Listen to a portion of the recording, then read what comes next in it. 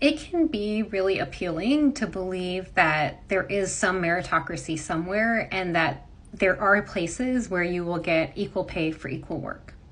Here's why I don't think we're there yet. So I'm a surgeon, so we can talk about what it's like in medicine.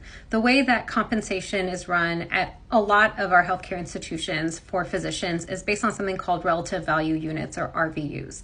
And there are a certain number of RVUs assigned to, say, a clinic visit where you see a patient, to procedures, and to operative cases. So if you're in a system where the entire compensation is based on RVUs, not based on, like your leadership roles or service to the organization or anything like that. But if you're in a purely RVU based model, then you might think that people would get paid equitably, but that doesn't happen. There are a few examples. For one, women spend more time with patients. So even though the billing for a single clinic visit will be a certain number of RVUs, women will actually be spending more time in that visit. And so they're actually making less through the course of the day, even if they're working similar or longer hours. In addition, people are more likely to send inbox messages, so questions for their doctor, to women than they are to men.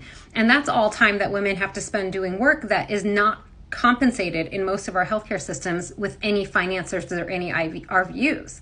So then men can use that same amount of time that the women are spending in extra time with patients and responding to these messages to see additional patients and thereby generate more RVUs. In addition, in our organizations, women are often asked to do more of the so-called office housework, making sure that supplies are maintained, or making coffee in the morning, or organizing the holiday party, etc.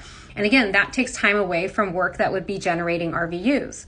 We also have data that suggests that women physicians spend time doing the work of other members of the healthcare team, not because they want to be doing that work, but because they have to do that work in order to build social capital, in order to gain cooperation for the care that they need for their patients. Again, that's additional work that they have to do that does not generate RVUs and therefore does not generate compensation. And keep in mind, when we're talking about the national gender pay gap, although women make 84 cents on the dollar compared to men, Black women only make 67 cents on the dollar, and Latina and Indigenous women only make 57 cents on the dollar compared to men. All this to say that even when we think we have an equitable and objective system for compensation, oftentimes that is not the case.